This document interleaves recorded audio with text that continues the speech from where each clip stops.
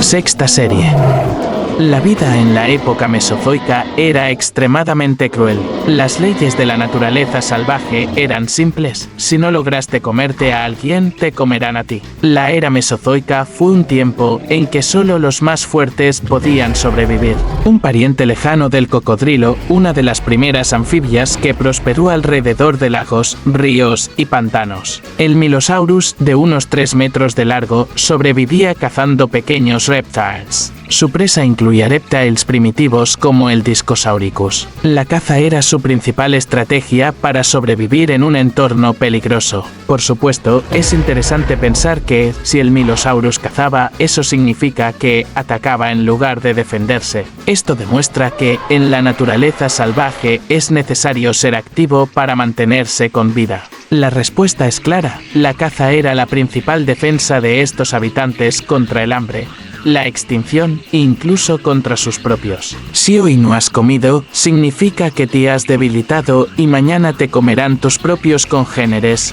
Discosauricus, a diferencia de su eterno perseguidor, tenía mecanismos de defensa primitivos, un color que lo ayudaba a camuflarse con la vegetación, una pequeña estatura que le permitía esconderse en lugares seguros donde el depredador no podía alcanzarlo, y, por supuesto, la inmovilidad, que era una excelente forma de camuflaje contra el enemigo. Su supervivencia dependía de su capacidad para pasar desapercibido. Discosauricus, a diferencia de su eterno perseguidor, tenía mecanismos de defensa primitivos, un color que lo ayudaba a camuflarse con la vegetación, una pequeña estatura que le permitía esconderse en lugares seguros donde el depredador no podía alcanzarlo, y, por supuesto, la inmovilidad, que era una excelente forma de camuflaje contra el enemigo. Su supervivencia dependía de su capacidad para pasar desapercibido. Los dientes de Inostrancebia podían cambiar a lo largo de su vida, como en los tiburones o cocodrilos. La estructura de su mandíbula le permitía cortar grandes trozos de carne de sus presas,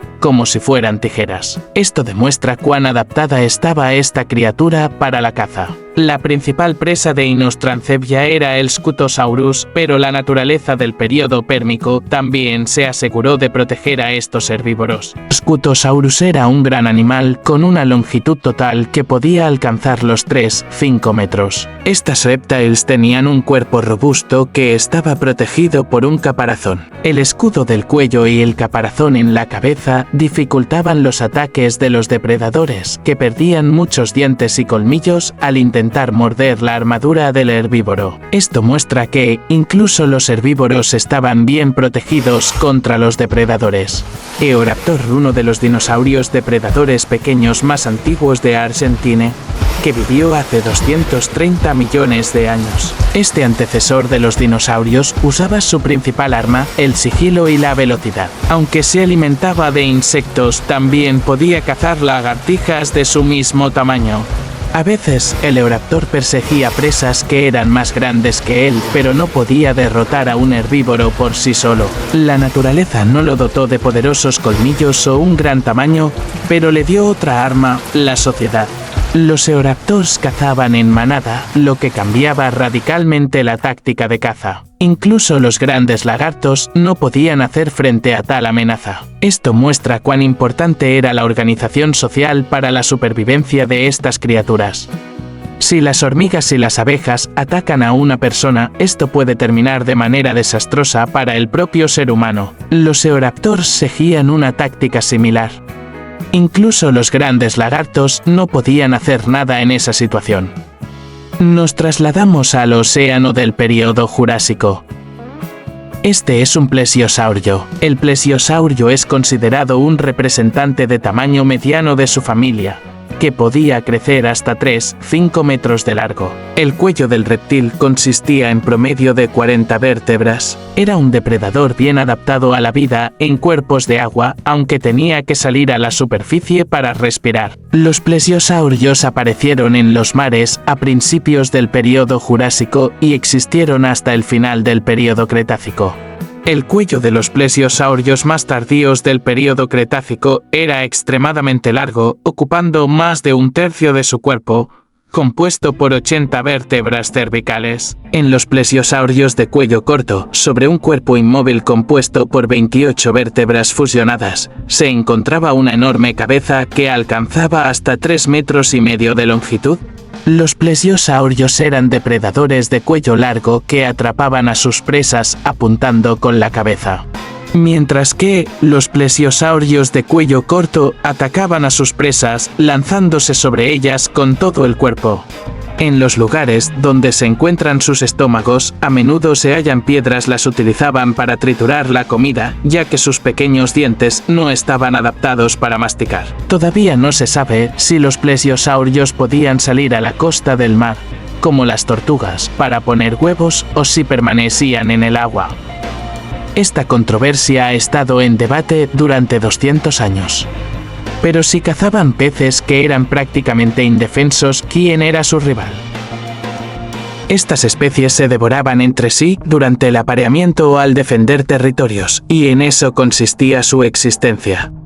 El canibalismo era una norma entre muchos animales de la era mesozoica. Si eres grande y fuerte, eso no significa que seas el más poderoso. Un pariente cercano podría derrotarte.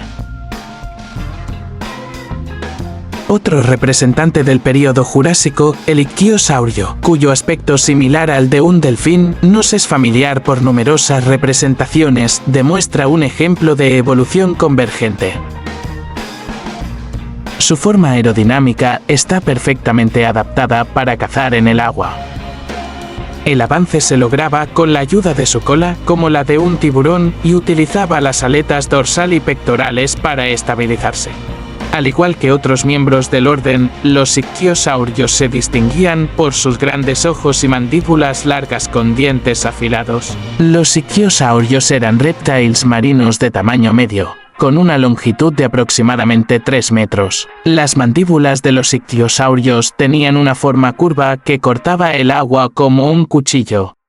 Estaban armados con 2 filas de dientes, un encuentro que ni siquiera presas tan escurridizas como los cefalópodos, similares a los pulpos modernos, podían evitar. Los ictiosaurios tragaban a su presa entera o la desgarraban en pedazos, sacudiendo la cabeza bruscamente de un lado a otro. En los órganos digestivos de los ictiosaurios se han encontrado restos de huesos de peces, disueltos por los jugos digestivos hasta un estado amorfo.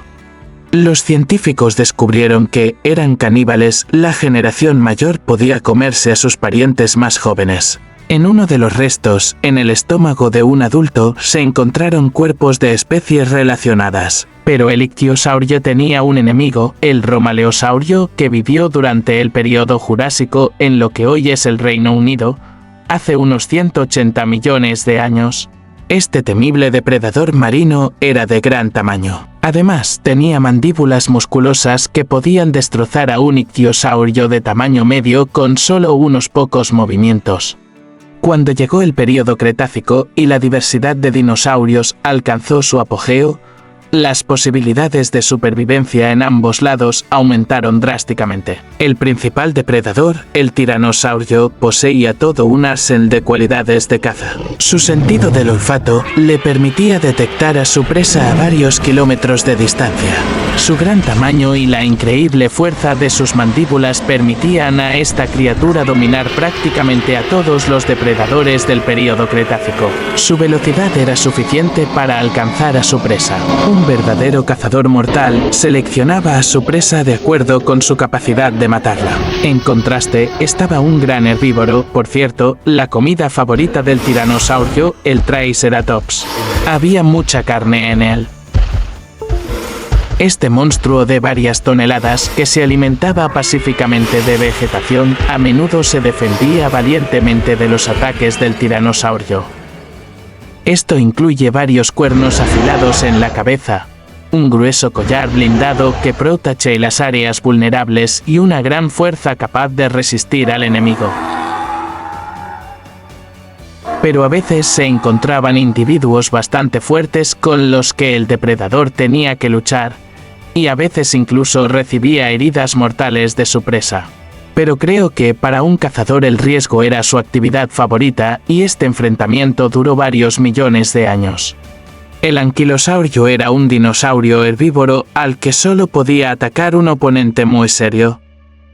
Tenía una armadura muy resistente en todo el cuerpo que ni siquiera un tiranosaurio podía morder completamente. Además, el lagarto herbívoro tenía un arma formidable, una maza en la cola. Esta maza podía romper el hueso de cualquier dinosaurio. A pesar de que el anquilosaurio era más pequeño que la mayoría de los depredadores, estaba muy cerca del suelo, lo que en realidad le daba varias ventajas al dinosaurio herbívoro. Los tiranosaurios tenían que agacharse para morder, y esto le daba al anquilosaurio el tiempo necesario para golpear con la cola. Además, al tiranosaurio le resultaba muy difícil inclinarse lo suficiente como para morder las zonas vulnerables del anquilosaurio, la pierna, el cuello y el vientre. Todas las demás partes del cuerpo estaban bien protegidas de las mordidas.